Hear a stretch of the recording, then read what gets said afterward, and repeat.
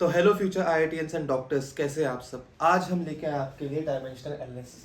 देखो, मैंने आपको यूनिट डायमेंशन के फर्स्ट लेक्चर में भी बोल दिया था ये कि इस टॉपिक में आपको बहुत सारी चीज़ें याद करनी पड़ेगी। अब वो मौका आ गया है। अब तुम्हें क्या करना है, डायमेंशन एनालिसिस में जितनी भी इंपॉर्टेंट डायमेंशंस मैं तुम्हें बताऊंगा वो सब तुम्हें याद करनी है। देखो, प्रिपरेशन के बहुत स्टेजेस होते हैं। कुछ चैप्टर्स ऐसे होते हैं जिसमें तुम्हें बहुत ज़्यादा दिमाग लगाना पड़ता है, बहुत चीज़ें समझनी पड़ती है, और कुछ चैप्टर्स ऐसे होते हैं जहाँ तुम्हें रटना पड़ता है। ये वो टॉपिक है जहाँ तुम्हें रटना पड़ेगा ही पड़ेगा। ऐसा नहीं हो सकता कि तुम इसे रटो ना और तुम्हारे नंबर आ जाए, है ना। क्योंकि डायमेंशनल एनालिसिस में हमें हर फिजिकल क्वांटिटी की डायमेंशन पता होनी चाहिए, चाहे वो तुमने पढ़ी हो ना पढ़ी हो। कुछ ऐसी फिजिकल क्वांटिटीज़ भी होंगी जो तुम्हें क्लास 12th में जाके बिल्कुल लास्ट चैप्टर में पढ़ाई जाएंगी, बट उसकी डायमेंशन निकालना तुम्हें अभी से आना चाहिए। अगर नहीं आएगा तो डायमेंशनल एनालिसिस तुम नहीं कर पाओगे। तो आज जो भी मैं तुम्हें बताऊंगा वो सब तुम बिल्कुल अच्छे से नोट करना। डायमेंशंस को याद कैसे करना है उसकी ट्रिक्स भी मैं तुम्हें बताऊंगा, है ना। सो तुम्हें इतना ज़्यादा हैम्पर नहीं होगा, इतना ज़्यादा तुम्हारा दिमाग खराब नहीं होगा। इतनी सारी डायमेंशंस है, मैं तुम्हें एक लिस्ट दे दूंगा कि यार इतनी सारी फिजिकल क्वांटिटी है, उनकी डायमेंशन ये है, फिर ये इतनी सारी फिजिकल क्वांटिटी है, उनकी डायमेंशन ये है ना। ऐसे करके मैं तुम्हें लिस्ट दे दूंगा जिससे तुम बहुत ही ईजिली सबको याद कर पाओगे, ठीक है। सो पहले हम बात कर लेते हैं कि डायमेंशंस होता क्या है। देखो, हमने ये बात करी थी लास्ट लेक्चर में कि फिजिकल क्वांटिटी हमारी दो तरीके की होती है। एक होती है फंडामेंटल, दूसरी होती है डिराइव्ड, है ना। यहाँ पे लिख भी देते हैं कि हमारी जो फिजिकल क्वांटिटीज होती हैं, पी क्यू लिख रहा हूँ, है ना, समझ में आना चाहिए इतना। फिजिकल क्वांटिटीज हमारी दो तरीके की होती है।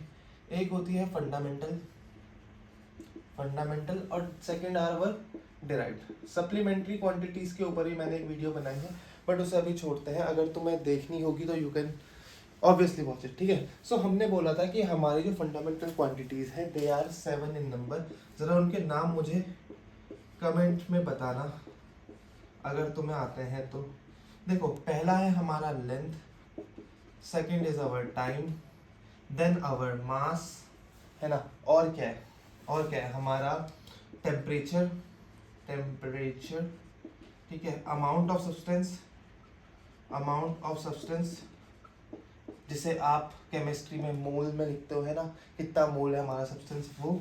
और अवर सिक्स्थ क्या है, ल्यूमिनस इंटेंसिटी, OUS इंटेंसिटी, जो क्या है आपकी लाइट कितनी तेज है, ल्यूमिनस इंटेंसिटी, है ना। And seventh is our current, है ना। अब देखो, हर ये जो हमारी फिजिकल क्वांटिटी है सबकी कुछ ना कुछ यूनिट है। जैसे लेंथ को हम किस में करते हैं, स्टैंडर्ड यूनिट बता रहा हूँ मैं, ऐसा unit that is metre. Time किसको, सेकंड में। मास कितना, केजी में, किस यूनिट में। टेम्परेचर क्या लिखा हुआ है मैंने, टेम्परेचर किस में लिखते हैं हम, टेम्परेचर हम केल्विन में लिखते हैं। देखो, ये बात ध्यान रखना, टेम्परेचर की यूनिट क्या है, डिग्री सेल्सियस, डिग्री फ़ारेनहाइट नहीं है ना। तुमसे कोई टेम्परेचर की यूनिट पूछे तुम क्या बोलोगे, sir degree Celsius, degree Fahrenheit. But वो क्या है, हमारी SI यूनिट नहीं है। SI यूनिट टेम्परेचर की है क्या, केल्विन। तुमने केमिस्ट्री में शायद अभी तक पढ़ भी लिया होगा कि एब्सोल्यूट जीरो होता है हमारा 0 केल्विन, ना कि 0 डिग्री सेल्सियस, ठीक है। अमाउंट ऑफ सब्सटेंस ये हमारी मोल में रिप्रेजेंट करते हैं। ल्यूमिनस इंटेंसिटी क्या होती है, इसे हम कैंडेला में बोलते हैं, ठीक है, कैंडेला यूनिट है इसकी। करंट सबको पता होगा, एम्पेयर। अब देखो, हमने ये बात करी थी कि जो हमारी डिराइव्ड फिजिकल क्वांटिटीज है वो फंडामेंटल से मिलके ही बनी है ना। सो जब भी हम फंडामेंटल से डिराइव्ड बनाते हैं तो हम उनकी कुछ ना कुछ मल्टीप्लिकेशन, डिविजन करते हैं। उससे क्या होता है, डिराइव्ड क्वांटिटी में फंडामेंटल क्वांटिटीज की कुछ पावर्स जनरेट हो जाती हैं, है ना। पावर्स मतलब समझते हो ना तुम, एक्सपोनेंट में जैसे हम करते थे A की पावर B, A² A³ है ना। ऐसी फिजिकल क्वांटिटीज जो फंडामेंटल वाली है, उनको, उनसे जब हम डिराइव्ड बनाते हैं तो कुछ powers, some powers are attained by what, हमारी फंडामेंटल क्वांटिटीज। और उसी को हम क्या बोलते हैं, हमारी डायमेंशन। जैसे एक एग्जांपल ले लेते हैं, हमारी स्पीड क्या है, डिराइव्ड है ना। स्पीड को हम डिराइव कर रहे हैं, स्पीड को हम कैसे लिखते हैं, distance upon time, distance upon time. अब डिस्टेंस क्या है यार, लेंथ है, और टाइम क्या है, टाइम तो टाइम है ना। अगर हम इसको लिखें, क्या हम ऐसे लिख सकते हैं, L की पावर 1 इंटू टी की पावर -1, है ना। इतना आपको पता होगा, जब t यहाँ से ऊपर जाएगा तो उसकी पावर क्या हो जाएगी, -1। तो जो ये L1t-1 है, ये है dimension of speed. What is this, dimension of speed. क्या है ये, this is dimension of speed. और डायमेंशन को हमेशा हम क्या करते हैं, स्क्वायर ब्रैकेट के अंदर लिखते हैं, ठीक है, किसमें लिखते हैं, स्क्वायर ब्रैकेट के अंदर, है ना। सो देखो फंडामेंटल क्वांटिटी से जब डिराइव क्वांटिटी बनेगी तो फंडामेंटल क्वांटिटी से कुछ पावर गेन हो जाएगी, उन्हीं पावर को जब हम इस फॉर्मेट में लिखेंगे उसे हम क्या बोलते हैं, dimension of that physical quantity, है ना। सो यहाँ जैसे एल टी लिखा वैसे ही सबके कुछ ना कुछ सिंबल है, जैसे लेंथ का तो हमारा एल ही है, ठीक है, टाइम का हमारा टी, मास का हमारा m, टेम्परेचर का हमारा k है, ठीक है, टेम्परेचर को हम k से रिप्रेजेंट करते हैं, अमाउंट ऑफ सब्सटेंस को हम MOL से रिप्रेजेंट करते हैं, ल्यूमिनस इंटेंसिटी कैंडेला को हम CD से रिप्रेजेंट करते हैं, है ना, CD गालों की CD, करंट एम्पेयर को हम किससे रिप्रेजेंट करते हैं, A से रिप्रेजेंट करते हैं, है ना। सो डायमेंशन क्या होती है, when we make a physical quantity derived obviously using fundamental quantities, physical quantities, है ना। सो क्या होता है कि they attain some powers, these are called dimensions of physical quantity, है ना। जैसे हमने यहाँ पे स्पीड की बात करी थी, डिस्टेंस अपॉन टाइम होता है, यानी लेंथ अपॉन टाइम। डिस्टेंस हम किस में मेजर करते हैं, लेंथ में ही तो मेजर करोगे ना, ऑब्वियस सी बात है। सो लेंथ अपॉन टाइम, अब जब ये टी ऊपर जाएगा तो टी की बात क्या हो जाएगी, -1। जैसे हम एक्सेलरेशन की बात कर लेते हैं, एक्सेलरेशन क्या होता है, एक्सेलरेशन होता है हमारा स्पीड अपॉन टाइम। स्पीड किस में है हमारा, अभी बताया था LT-1, है ना। स्पीड की डायमेंशन क्या है, LT-1 अपॉन टाइम की डायमेंशन क्या होती है, टाइम की तो T ही होती है। अब इसमें भी ये T ऊपर जाएगा तो कितनी हो जाएगी T की पावर, -1 पहले से थी, उसमें एक और -1 ऐड हो जाएगा, कितना हो जाएगा वो, -2। सो एक्सेलरेशन की डायमेंशन आ जाएगी हमारी LT-2। ऐसे ही अगर मैं ऊपर निकालूं या यहीं पे निकाल देता हूँ, फोर्स की डायमेंशन अगर मैं निकालूं, फोर्स क्या होता है, मास इनटू एक्सेलरेशन। अब मास की डायमेंशन क्या है, m ही है, ठीक है। l की डायमेंशन एक्सेलरेशन की डायमेंशन क्या है, LT इंटू -2, तो MLT-2 आ जाएगी हमारी डायमेंशन किसकी, फोर्स की। ऐसे ही तुम फटाफट मुझे जरा वर्क की डायमेंशन निकाल के दिखाना। वर्क क्या होता है, force into displacement along force, है ना। वर्क क्या होता है, force into displacement along force, या डिस्प्लेसमेंट ही होगा, है ना। इसकी डायमेंशन मुझे कमेंट में चाहिए जो भी वीडियो देख रहा है, ठीक है। सो वर्क क्या है, फोर्स इंटू डिस्प्लेसमेंट, फोर्स की डायमेंशन क्या है, MLT-2, और डिस्प्लेसमेंट की क्या है, डिस्प्लेसमेंट की क्या है, लेंथ में तो मेजर कर रहे हैं ना, इंटू L। सो ये कितना हो जाएगा, ML, एक एल यहाँ पे, एक एल यहाँ पे, L² T-2, है ना। सो आपको क्या करना है, ऐसे ही आप बहुत सारी फिजिकल क्वांटिटीज की डायमेंशन निकाल सकते हो। बट बेटा एक यहाँ पे चीज़ है कि फिजिकल क्वांटिटी तुम्हारे पास बहुत सारी है, ठीक है, चलो इनके तो तुम्हें फॉर्मूलाज पता थे, तुमने निकाल लिया, बट ऐसी फिजिकल क्वांटिटीज भी तो बहुत सारी जो तुमने अभी तक पढ़ी ही नहीं है ना। 12th में जाके पढ़ोगे आगे, है ना, क्या पता 11th में पढ़ो, आगे जाके टॉर्क पढ़ोगे, और क्या पढ़ोगे, क्या बोलते हैं, परमिटिविटी पढ़ोगे, रेजिस्टेंस निकालोगे, ठीक है, कैपेसिटेंस पढ़ोगे। उन सब के फॉर्मूलाज आपको अभी नहीं पता, क्या पता रेजिस्टेंस का पता हो, टॉर्क का पता हो, बट कैपेसिटेंस नहीं पता, इंडक्टेंस नहीं पता, उनकी यूनिट्स कैसे निकालोगे, वो तो तुम्हें भी याद ही करनी पड़ेगी ना फॉर द टाइम बीइंग। जब तक तुम 12th में नहीं पढ़ते तब तक अभी थोड़ा बहुत मैं तुम्हें बेसिक बता दूंगा वो होता क्या है, बट उनकी डायमेंशंस तुम याद रखना। और तुम्हें हर एक यूनिट, हर एक फिजिकल क्वांटिटी की डायमेंशन ऐसे याद करने के लिए दूंगा कि ये फिजिकल क्वांटिटी, ये डायमेंशन। मैं तुम्हें एक लिस्ट बना के दूंगा 5-10 जिनकी सेम है, कि इन सब यूनिट्स को याद कर लो, है ना। उनकी जो डायमेंशंस है वो क्या होंगी, सबकी सेम, और वो कहीं ना कहीं रिलेटेड ही होंगी। सो इसे तुम नोट करो। अब मैं तुम्हारे सामने कुछ डायमेंशंस लेके आता हूँ बहुत इंपॉर्टेंट, जो तुम्हें याद करनी पड़ेगी, बिना याद करे काम नहीं चलेगा। प्लीज़ मेरी बात मानो, हर एग्जाम को क्रैक करने के लिए अलग फॉर्मेट होता है, यहाँ तुम्हें याद करना ही पड़ेगा, चाहे आज करो चाहे कल करो। एक बंदा जिसको यूनिट एंड डायमेंशन बिल्कुल अच्छे से आता है, डायमेंशन एनालिसिस में वो सारे क्वेश्चन कर लेता है, उस बंदे में और दूसरे बंदे में जिसको डायमेंशन एनालिसिस में दिक्कत होती है, सिर्फ एक डिफरेंस होता है कि उसे जितनी भी डायमेंशंस है ना वो सब याद होती हैं, उसे पता होता है, और जिसको नहीं आता, जिसको ये पता ही नहीं है, वो कैसे सॉल्व करेगा, है ना। सो प्लीज़ इसे नोट करो, और आगे जो लिस्ट मैं तुम्हारे सामने लेके आऊँगा ना, उसे बिल्कुल अच्छे से नोट करके अपने स्टडी टेबल के सामने चिपका लेना। रोज़ एक बार पढ़ना, 5 दिन बाद तुम्हें खुद याद हो जाएंगी। अब देखो ये कुछ इंपॉर्टेंट डायमेंशंस और ऐसी अराउंड 150 और है। अब तुम ये सोच रहे होगे कि यार 150 मैं याद क्यों करूँ, इसका क्या फ़ायदा, डायमेंशन एनालिसिस का यूज़ कहाँ होता है। देखो डायमेंशन एनालिसिस यूज़ करते हैं हम फॉर्मूला को डिराइव करने में। फॉर्मूले को वेरीफाई करने में कि हाँ फॉर्मूला हमारा सही है या नहीं है, और यूनिट कन्वर्जन में भी यूज़ करते हैं, जो कि आपने फर्स्ट लेक्चर में ही देख लिया होगा और मैंने यूनिट कन्वर्जन के बारे में बताया था। ठीक है, चलो तो ये हमारी कुछ पहली 7 फिजिकल क्वांटिटीज़ हैं डिस्टेंस। अब मुझे बताओ डिस्टेंस की फिजिकल क्वांटिटी क्या होगी, है ना, डिस्टेंस की यूनिट क्या होगी। ऑब्वियसली बात है, डिस्टेंस तो खुद एक फिजिकल क्वांटिटी, क्या बोल रहा हूँ मैं, डिस्टेंस की यूनिट क्या होगी, या डिस्टेंस हम किस में मेजर करते हैं, ऑब्वियसली बात है लेंथ में मेजर करते हैं है ना। तो अगर इसकी मैं डायमेंशन निकालूं तो क्या एल नहीं आएगी, है ना, डिस्टेंस की डायमेंशन क्या आएगी, एल, लेंथ में मेजर करता हूँ, है ना, और कुछ तो है नहीं ना, इसमें टाइम आता ना इसमें कुछ और आता है, एम्पेयर उम्पेयर करंट कुछ नहीं आता, है ना। तो डिस्टेंस सिर्फ हम लेंथ में मेजर करते हैं, तो इसकी डायमेंशन क्या आएगी, एल। डिस्प्लेसमेंट भी तो एक तरीके का डिस्टेंस ही है ना, कितनी दूर आप अपनी जगह से डिस्प्लेस हुए हो, मीटर में ही मेजर करोगे, सो उसकी डायमेंशन भी क्या होनी चाहिए, एल होनी चाहिए। रेडियस भी आप लेंथ में ही मेजर करते हो, है ना, रेडियस भी आप लेंथ में ही मेजर करते हो, तो उसकी डायमेंशन भी क्या होनी चाहिए, एल। रेडियस ऑफ गायरेशन, ये थोड़ा तो मैं समझ में नहीं आ रहा ये होता क्या है, और उसकी जरूरत भी नहीं है समझने की, बस एक बात ध्यान रखो, आगे नाम के रेडियस आ गया तो मतलब लेंथ का है ये, इसकी डायमेंशन भी क्या है, लेंथ। उसके बाद आता है हमारा लाइट ईयर। लाइट ईयर तुम ये सोच तो नहीं रहे कि क्या बोलते हैं, ये तो टाइम की यूनिट होनी चाहिए कि कितने साल, है ना, नहीं, लाइट ईयर हमारे डिस्टेंस की ही एक यूनिट होती है, डिस्टेंस ही हम मेजर करते हैं लाइट ईयर में, है ना। लाइट ईयर क्या होता है कि एक साल में हमारी लाइट कितनी ट्रैवल करती है उसे हम बोलते हैं क्या, लाइट ईयर। तो लाइट ईयर भी हमारा एक तरीके का डिस्टेंस है।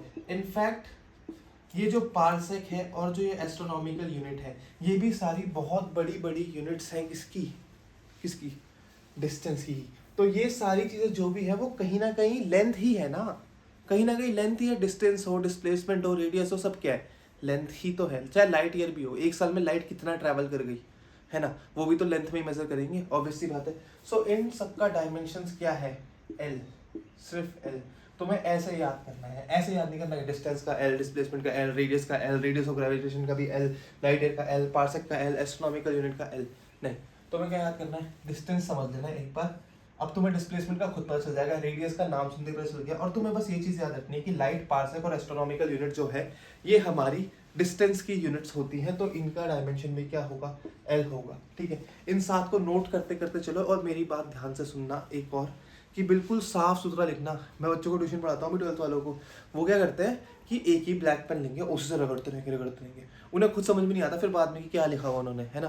तो तुम बिल्कुल ध्यान से अच्छे से इन्हें नोट करना, ताकि तुम अपने जो टेस्ट के उसके सामने चिपका सको और तुम्हें दूर से ही नजर पड़ जाए, है ना। ऐसे करना, जितनी बारी वहाँ से आगे से निकलो बस एक बार ऊपर से देख लो, तुम्हें 5 दिन में याद हो जाएगा। चलो, तो ये 7 फिजिकल क्वांटिटीज देखो, फिर हम आगे और पढ़ते हैं।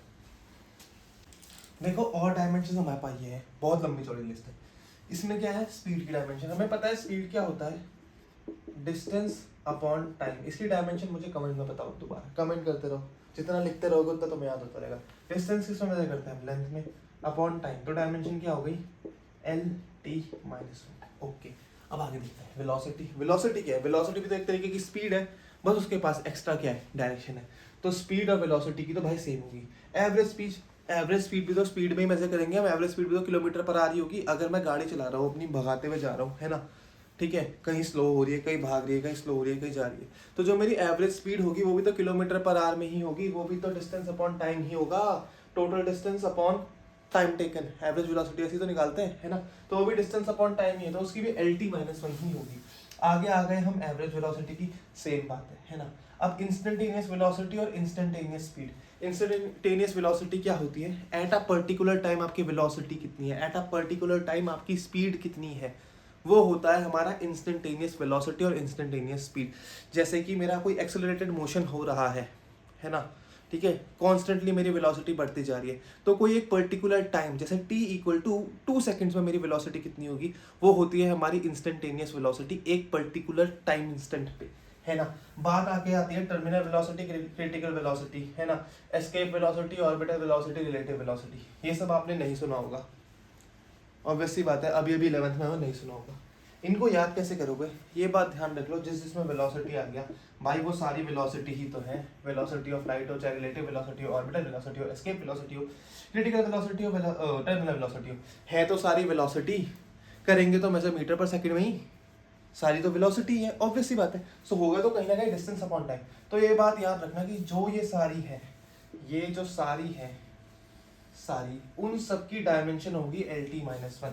तो ये बात ध्यान रखना, जिसमें भी स्पीड या वेलोसिटी आ जाए उसकी डायमेंशन होगी LT-1। सब में देखो, इसमें स्पीड है, इसमें वेलोसिटी, इसमें स्पीड है, वेलोसिटी है, velocity speed, velocity velocity velocity velocity velocity velocity. तो कहीं भी वेलोसिटी या स्पीड दिख जाए तो डायमेंशन चुपचाप LT-1 लिख के निकल जाना वहां से, और फालतू मत पूछना कि वो है क्या, वरना फॉर्मूला देखोगे ना इनका, टर्मिनल वेलोसिटी का देख लो, क्रिटिकल वेलोसिटी का देख लो, एस्केप वेलोसिटी का देख लो, ऑर्बिटल वेलोसिटी का देख लो, रिलेटिव वेलोसिटी का देख लो, फॉर्मूला देख के तुम्हारा दिमाग खराब हो जाएगा। और जब रिलेटिव वेलोसिटी के क्वेश्चंस करेंगे ना हम, मैंने एक लेक्चर भी अपलोड करा हुआ है रिलेटिव वेलोसिटी का, है ना, तुम्हारे ऐसा दिमाग हो जाएगा वाओ ये क्या हो रहा है ना। सो ये चीज़ें क्या है उनमें ध्यान देना तुम्हारे लिए अभी बहुत बड़ी मूर्खता होगी, क्योंकि ये पूरा क्लास 11th और 12th का सिलेबस है। ऑब्वियस सी बात है, एक लेक्चर में या तुम एक चैप्टर में नहीं निपटा पाओगे। ये तुम्हारी सबसे बड़ी क्या होगी, मूर्खता, जो तुम इसके पीछे पड़ोगे कि ये होता क्या है। अभी के लिए नहीं, पता चल जाएगा टाइम आने में। सो बस इतना ध्यान रखो, जहाँ कहीं भी स्पीड या वेलोसिटी आ जाए हम क्या कर देंगे, डायमेंशन LT-1। इसे नोट करो और हम आगे बढ़ते हैं, और कुछ डायमेंशंस मैं तुम्हारे सामने लेके आता हूँ। हो प्रेशर कुकर जैसे सबकी बचाए ना सीटी, तब तक मार रट्टा मार, मारो रट्टा। इन्हें भी इस चैप्टर में रट्टा मारने का बहुत काम है, सीरियसली बहुत ज़्यादा काम है, ठीक है। और रट्टा नहीं मारोगे तो नहीं होगा।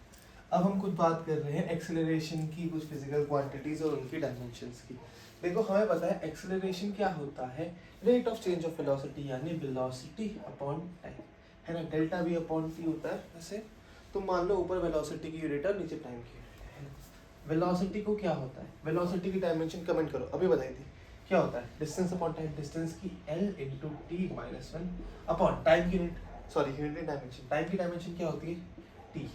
अगर ये T ऊपर जाएगा तो कितना हो जाएगा, LT-1 पहले से था, एक और -1 आ गया, -2। सो एक्सेलरेशन की डायमेंशन है LT-2, है ना। अब एक्सेलरेशन से मिलती जुलती या एक्सेलरेशन ही है, ये सारे टर्म देखो, एवरेज एक्सेलरेशन भी क्या है, एक्सेलरेशन ही है, इंस्टेंटेनियस एक्सेलरेशन भी क्या है, एक्सेलरेशन ही है ना। एवरेज मतलब मेरी जब पूरी जर्नी कंप्लीट हो गई उसमें मेरी एवरेज एक्सेलरेशन कितनी आई, है ना, वो हमारा एवरेज एक्सेलरेशन होता है, वो भी मीटर पर सेकंड स्क्वायर में ही होगा, है ना।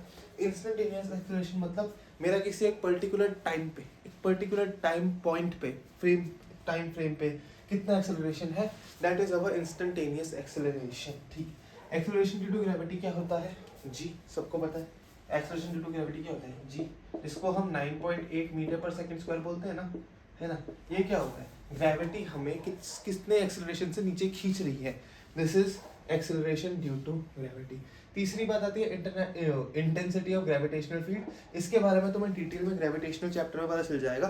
तक ये बात समझ लो कि इंटेंसिटी ऑफ ग्रेविटेशनल फील्ड भी एक्सेलरेशन ड्यू टू ग्रेविटी ही है, कहीं ना कहीं अर्थ के रेस्पेक्ट में अगर तुम देखो तो, है ना। फिर बात आती है सेंट्रीपिटल एंड सेंट्रीफ्यूगल एक्सेलरेशन की। अब ये बात आपको समझा देता हूँ, ठीक है। आपने देखा होगा कि जब भी हमारे यूनिफॉर्म सर्कुलर मोशन होता है उसमें वेलोसिटी हर बार चेंज होती रहती है। जैसे ये हमारी बॉल है और यहाँ से घूम रही है तो वेलोसिटी उसकी चेंज हो रही है, अभी यहाँ है, अभी यहाँ है, अभी यहाँ है, ठीक है। और आपने ये पढ़ा हुआ है कि हमें किसी भी चीज़ की डायरेक्शन अगर चेंज करनी है तो उस पर फोर्स लगाना पड़ता है, फोर्स लगेगा तो एक्सेलरेशन होगा। तो इसमें सेंटर की तरफ एक एक्सेलरेशन होता है जिसे बोलते हैं हमारा सेंट्रीपिटल एक्सेलरेशन। इसी की वजह से क्या होता है, हमारी जो बॉल है कोई भी चीज़ है वो यूनिफॉर्म सर्कुलर मोशन कर पाती है। अगर ये ना हो तो सीधे क्या निकल जाएगी बाहर, है ना। एक्सपेरिमेंट करके देखना, हाथ में यो लेना, कुछ भी लेना, धागा बांध के बॉल लेना, घुमाना घुमाना घुमाना घुमाना घुमाना सॉरी, और घुमाते ही जैसे तुम छोड़ोगे ना सीधे टेंजेंशियली निकल जाएगा। या तुमने बाइक के टायर में भी देखा होगा, जब हमारी गाड़ी ऐसे आगे जाती है, बहुत बार नोटिस करा होगा तुमने, ऐसे टायर को रोटेट करते हैं ना, ऐसे करके, ऐसे करके, तो नीचे वाले कुछ पानी की चीज़ें साथ ना ऐसे टेंजेंशियली निकलता है, वो हमारे मुंह पे आते हैं, फिर हम बोलते हैं क्या पागल है, कैसे चला रहा, बट उसे भी नहीं पता ना कि हमारा कितनी दूर तक पानी आ रहा है ना। सो ये भी हमारे इसी की वजह से होता है, क्योंकि जब तक वो यहाँ पे है टायर में तब तक उसे पीछे की तरफ एक सेंट्रीपिटल एक्सेलरेशन मिल रहा है, बट जैसे ही वो यहाँ से बाहर निकला, है ना, एक्सेलरेशन खत्म, तो टेंजेंशियली वो क्या निकलता है, बाहर निकल जाता है, ठीक है। सो ये भी क्या है, हमारा एक्सेलरेशन ही है, तो इसकी डायमेंशन भी क्या होगी, LT-2। फिर आता है हमारा सेंट्रीफ्यूगल एक्सेलरेशन। सेंट्रीफ्यूगल एक्सेलरेशन क्या होता है, ये भी यूनिफॉर्म सर्कुलर मोशन में होता है। आपने देखा होगा जब आप कार में बैठते हो या झूले में बैठते हो, जो ऐसे से घूम रहा है या जब कार टर्न करते हैं तो आप बाहर की तरफ जाते हो, है ना, आप क्या करते हो, बाहर की तरफ जाते हो, तो आपको भी एक एक्सेलरेशन, एक फोर्स लग रहा है ना, तभी तो आप साइड की तरफ जा रहे हो, है ना। सो वो होता है हमारा सेंट्रीफ्यूगल एक्सेलरेशन। और ये बात ध्यान रखना कि सेंट्रीफ्यूगल एक्सेलरेशन या सेंट्रीफ्यूगल फोर्स हमारा एक सूडो फोर्स होता है। वो फोर्स हम पे कोई बॉडी नहीं लगानी होती, वो फोर्स होता है हमारे ऊपर ड्यू टू इनर्शिया। ठीक है, हमारा इनर्शिया बोलता है कि हम जैसे गाड़ी सीधी चल रही है ना, हम में भी सीधे जा रहे हैं, लेकिन एकदम से गाड़ी जब टर्न होती है ना, हमारी बॉडी की टेंडेंसी रहती है कि सीधे ही रहे वो। सो हमें बाहर की तरफ एक फोर्स लगता है, ठीक है। सो इन सारी एक्सेलरेशन की डायमेंशन क्या होगी, LT-2, क्योंकि सारा डायमेंशन है ना। चलो अब ये तो हो गया अच्छी बात। अब आगे मैं तुम्हें 3 डायमेंशन दे रहा हूँ, सॉरी 3 फिजिकल क्वांटिटी बता रहा हूँ, उनकी डायमेंशन मैं चाहूँगा तुम खुद लिखो, खुद निकालो और कमेंट करो, ठीक है। इसे नोट करो फटाफट फटाफट, फिर मैं आगे की डायमेंशन लेके आता हूँ। अब देखो ये कुछ और फिजिकल क्वांटिटी है, ये एज अ तुम्हारे लिए क्वेश्चन है, ताकि तुम डायमेंशन निकालना सीख लो, है ना। वो इम्पल्स तुम्हें नहीं पता होगा, मोमेंटम तुम्हें पता होगा। मोमेंटम क्या होता है, मास इनटू वेलोसिटी। इम्पल्स भी कहीं ना कहीं मास इनटू वेलोसिटी की ही डायमेंशन आती है। वैसे होता है ये फोर्स इनटू टाइम, है ना, फोर्स इनटू डेल्टा टी। कितने टाइम में हमने फोर्स लगाया, इम्पल्स होता है, ठीक है। फिर फोर्स आता है, तुम फोर्स की डायमेंशन निकाल सकते हो, है ना। वर्क की डायमेंशन क्या है, वर्क क्या होता है, फोर्स इनटू डिस्प्लेसमेंट। अभी हमने स्टार्टिंग में भी निकाली थी, नोट करो, है ना। मैंने बोलता याद करना है, याद हुआ है तो कमेंट में बताओ। पावर क्या होता है, रेट ऑफ डूइंग वर्क, मतलब वर्क अपॉन टाइम, ठीक है। डेंसिटी क्या होता है, मास बाय वॉल्यूम। इन सब की मैं तो निकालूंगा ही निकालूंगा, लेकिन तुम्हें भी निकालनी आनी चाहिए, है ना, तभी तो डायमेंशन एनालिसिस सीखोगे। सीख क्यों रहे हो जब मैं सब कुछ मैं नहीं करना है तो। देखो मास की यहाँ पे डायमेंशन क्या होती है, क्या होती है, एम ही होती है, ठीक है, इनटू वेलोसिटी की क्या होती है ना, मीटर पर सेकंड, LT-1।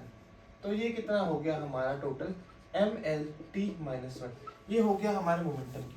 और इम्पल्स की भी यही होती है, पहले तुम फोर्स की निकाल लो, फिर इम्पल्स की निकाल लेना, वो तुम्हारे ज़्यादा इजी रहेगा। फोर्स क्या होता है, मास इनटू एक्सेलरेशन। मास की क्या होगा, m, और एक्सेलरेशन क्या होगा, LT-2, है ना।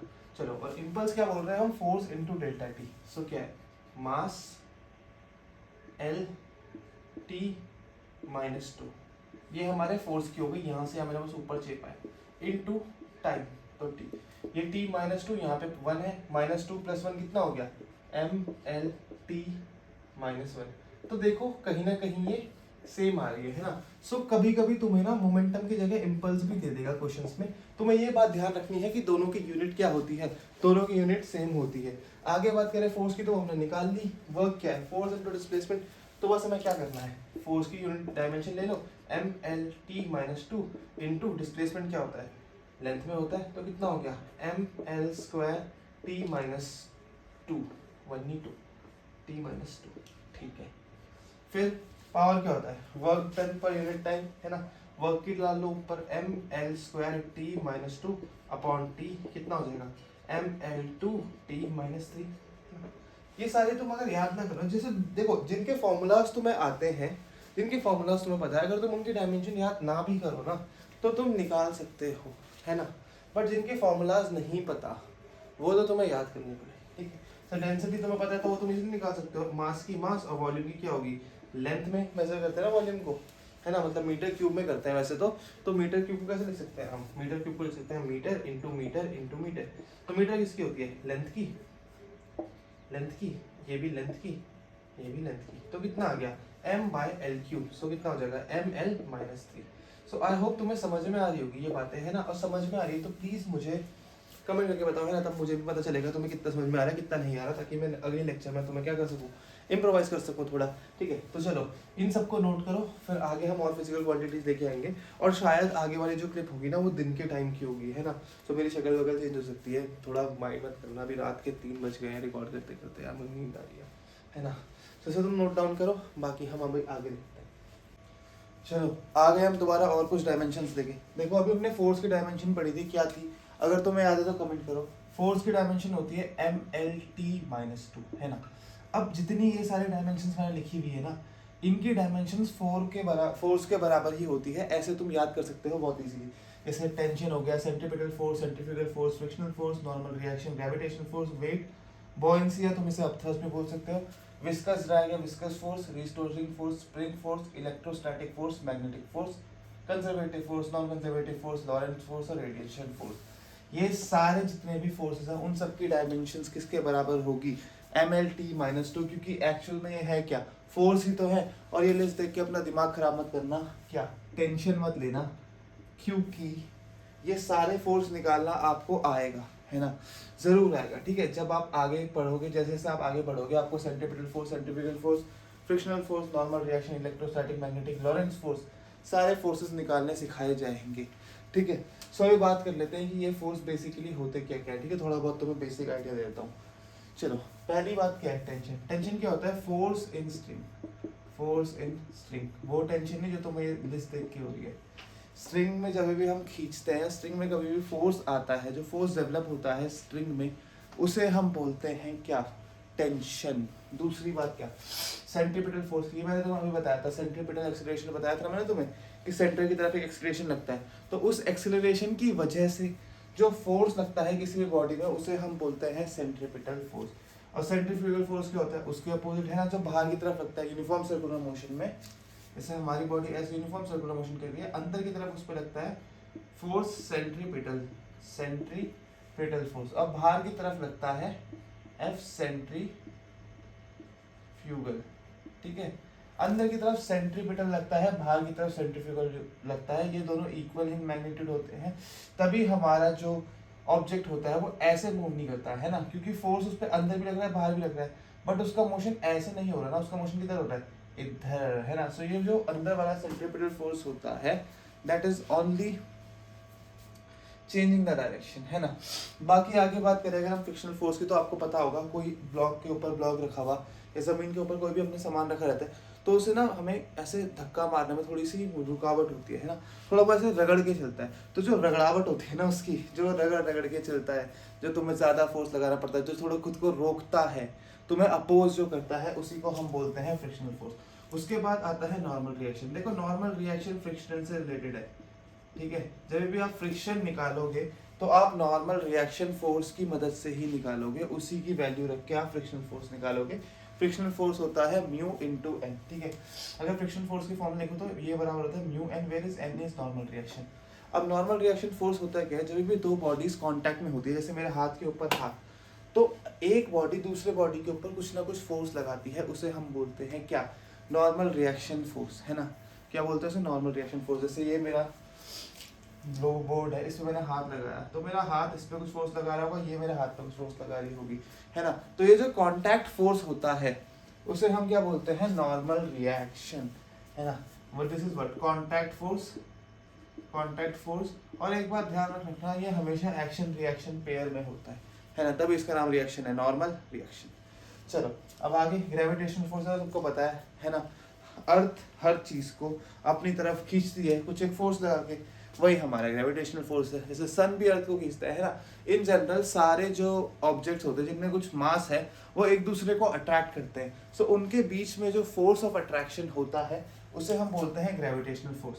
वेट क्या है, वेट वही तो है अर्थ के ऊपर मैं पढ़ा हूँ, मेरे को जितने फोर्स से हमारी अर्थ खींच रही है, म्यू बराबर एम जी, है ना। म्यू बराबर एम जी, सॉरी, वेट बराबर क्या होता है, एम जी। तो एम क्या है, मास, और जी क्या है, acceleration into gravity. Mass into acceleration क्या होता है, फोर्स ही होता है। तो वेट भी हमारे एक तरीके का फोर्स है। फिर आता है अब थ्रस्ट या बॉयंसी। कभी भी आपने देखा होगा कि आप ना नहाते हुए जग लेते हो और उससे आप बाल्टी के अंदर पुश करते हो, तो ना नीचे से पानी ऊपर की तरफ धक्का देता है उसे। या एक बॉल लेना या बलून लेना, बाल्टी में उसे अंदर की तरफ धक्का देना, देखना सामने से तुम्हें ना ऊपर की तरफ एक फोर्स लगेगा, उसी फोर्स को हम बोलते हैं अप थ्रस्ट, की ऊपर की तरफ धक्का दे रहा है पानी। या बॉयंसी भी हम उसी को बोलते हैं। ये हम पढ़ेंगे फ्लूइड्स में। किसमें पढ़ेंगे, फ्लूइड्स में, ठीक है। विस्कस ड्रैग या विस्कस फोर्स, ये भी हम फ्लूइड्स में पढ़ेंगे। ये डिपेंड करता है विस्कोसिटी के ऊपर। विस्कोसिटी क्या होता है, विस्कोसिटी मतलब गाढ़ापन, GADHAPAN, ये गाढ़ापन है, गधापन नहीं है जो तुम करते हो, ठीक है। विस्कोसिटी मतलब गाढ़ापन। आपने देखा होगा कि आप जितनी कम विस्कोसिटी वाले लिक्विड में चलते हो, जितने कम विस्कोसिटी वाले मीडियम में चलते हो, आपको उतना कम फोर्स लगता है ना। जैसे हवा है, हवा का भी कुछ विस्कोसिटी होती है। आपने देखा होगा जब आप स्कूटी चलाते हो, सपोज बारिश का मौसम हो रहा है, आप और आपके दो स्कूटी में बैठ के मस्त घूम रहे हो, तो जब आप ना मस्त हवा में चल रहे हो, रोड में पानी जमा नहीं हो रखा, तो आप अगर स्पीड बढ़ाओगे एक सर्टेन से ऊपर 50, 60, 70, 80 भगा दी, तो आपको सामने से हवाई फोर्स लगाती है, उसको हम बोलते हैं विस्कस ड्रैग या विस्कस फोर्स। अभी विस्कोसिटी भी कैसे डिपेंड करता है, सपोज वही स्कूटी आप ऐसी गली में घुसा दिया जहाँ बहुत सारा पानी है, तो वहाँ आपकी स्कूटी क्या करेगी, 20-30 से ऊपर जाने में मरती है स्कूटी, एक्टिवा हो कोई भी हो, है ना। 20-30 से ऊपर जाने में क्या करती है, मरती है, बहुत उसको अपोजिंग फोर्स लगता है, धीरे धीरे चलता है, इंजन की वाट लग जाती है ना। सो वही जो फोर्स रोक रहा है आपकी स्कूटी को या आप पे, जब आप तेज चल रहे हो तो फोर्स लग रहा है पीछे की तरफ, उसे हम बोलते हैं विस्कस ड्रैग या विस्कस फोर्स। एक होता है हमारा रिस्टोरिंग फोर्स। रिस्टोरिंग फोर्स क्या होता है, आपने देखा होगा स्टील की कोई लंबी सी धागा ले लो या प्लास्टिक की जो वायर्स होती है बिजली वाली तार, उसको आप ऐसे खींचते हो तो वो वापस अपनी शेप रिटर्न करती है, पूरी नहीं कर पाती बट थोड़ा बहुत तो करती है, उसी को हम बोलते हैं रिस्टोरिंग फोर्स, है ना। ये भी हम आगे पढ़ेंगे, सब कुछ पढ़ेंगे, सारे फोर्स के बारे में पढ़ेंगे, ठीक है। तो रिस्टोरिंग फोर्स क्या होता है, बॉडी के अंदर का फोर्स होता है जो उसकी जो पोजीशन है उसको रिस्टोर करता है। फिर आता है स्प्रिंग फोर्स। स्प्रिंग फोर्स भी एक तरीके का रिस्टोरिंग फोर्स ही होता है कि जब हम स्प्रिंग को ऐसे करके खींच देते हैं तो वो अंदर की तरफ वापस रिस्टोर होने की कोशिश करता है, ठीक है। सो ये जो फोर्स लगाता है अपने दोनों एंड्स पे, ऐसे खींचता है अपने आप को अंदर, उसे हम बोलते हैं स्प्रिंग फोर्स। इलेक्ट्रोस्टैटिक फोर्स क्या होता है, इलेक्ट्रोस्टैटिक फोर्स आपने देखा होगा कि जब दो लाइक चार्जेस होते हैं वो एक दूसरे को रिपेल करते हैं, जरूर देखा होगा, क्लास 10th में था, बहुत आईसीएससी सीबीएसई दोनों में था, चार्जेस के बारे में इलेक्ट्रोस्टैटिक्स चैप्टर था ना, करंट इलेक्ट्रिसिटी। तो उसमें बताया होगा कि जब दो चार्ज पार्टिकल एक दूसरे के आसपास आते हैं तो उन पर फोर्स लगता है। अब इलेक्ट्रोस्टैटिक फोर्स और ग्रेविटेशनल फोर्स में क्या डिफरेंस है कि इलेक्ट्रोस्टैटिक फोर्स अट्रैक्टिव और रिपल्सिव दोनों हो सकता है ना। जब लाइक चार्जेस है तब वो रिपेल करेगा और जब अनलाइक है तब वो क्या करेगा, अट्रैक्ट करेगा। बट ग्रेविटेशनल फोर्स की क्या खास बात है कि gravitational force is always attractive in nature, हमेशा क्या करेगा, वो अट्रैक्ट ही करेगा। फिर ऐसे ही मैग्नेटिक फोर्स है हमारा, है ना, देखा होगा चुंबक के साथ खेला होगा ना, चुंबक का भी यही सीन है, क्या होता है, लाइक पोल्स रिपेल करते हैं और अनलाइक पोल्स क्या करते हैं, अट्रैक्ट करते हैं। वो देखा होगा ना, अगर तुम कभी ऋषिकेश में जाते हो, नदी नदी के पास है तो मेले में भी जाते होगे अगर तुम, तो दो मैग्नेट होते हैं ऐसे ऊपर फेंकते हैं, फिर करके आवाज करते हैं, है ना।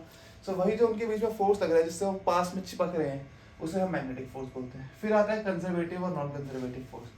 कंजर्वेटिव फोर्स मतलब जो फोर्स कंजर्व करके रखता है एनर्जी को, कंजर्व मतलब बचा के, वो एनर्जी को बचा के रखता है ना। जैसे कुछ लोग होते हैं पैसे बचा के रखते हैं, पैसा खर्च नहीं होने देते, कुछ अपना लॉस नहीं होने देते, वैसे ही कंजर्वेटिव फोर्स है, क्या है, इसमें लॉस ऑफ एनर्जी नहीं होता, ठीक है। इसका मतलब क्या है, नो लॉस ऑफ एनर्जी।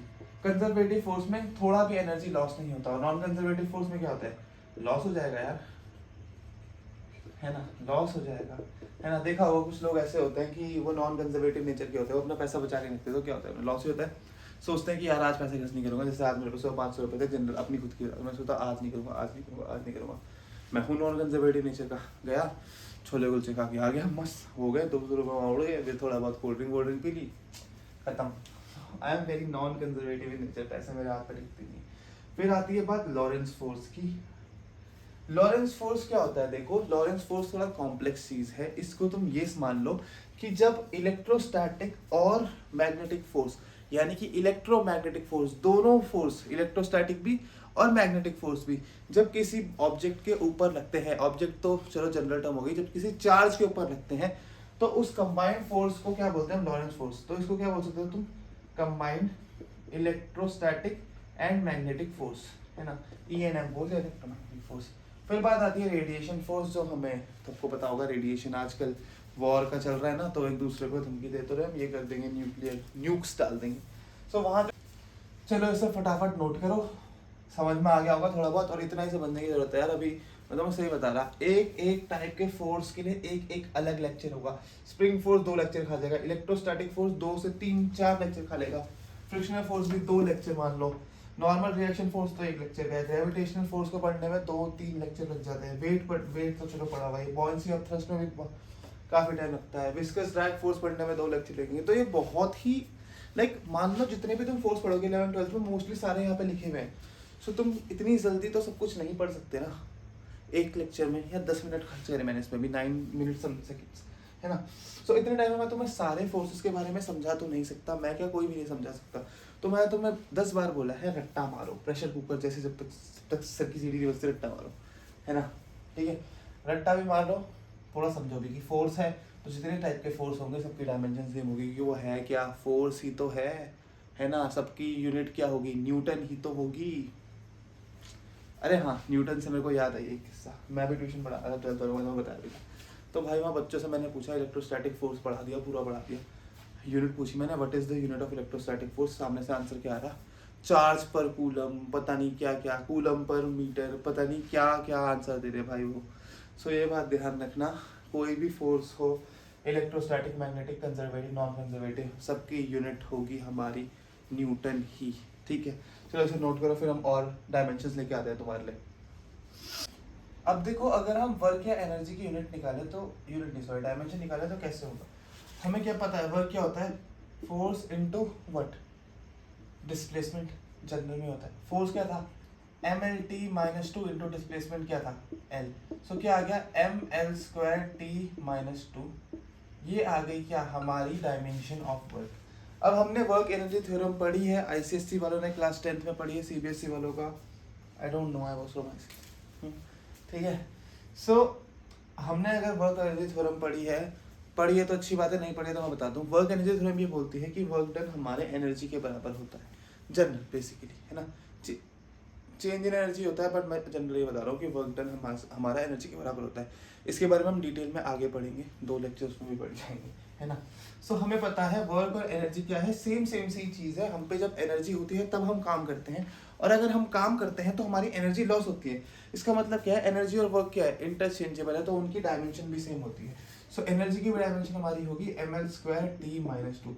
अब एनर्जी की ml square T minus to है, तो जितनी भी हमारी एनर्जी होंगी जिनके आगे हम एनर्जी ले आए, सबकी डायमेंशन क्या होगी, ml square T minus to. तो काइनेटिक एनर्जी की भी यही होगी, पोटेंशियल एनर्जी की भी यही होगी, हीट एनर्जी की भी यही होगी, वाइब्रेशन एनर्जी की यही होगी, रेडिएशन एनर्जी की यही होगी, स्ट्रेन एनर्जी की यही होगी, इलेक्ट्रोस्टैटिक पोटेंशियल एनर्जी की यही होगी, ग्रेविटेशनल पोटेंशियल एनर्जी की भी यही होगी। जिसके भी आगे एनर्जी आ गया उसकी dimension ml square T minus two ही होगी।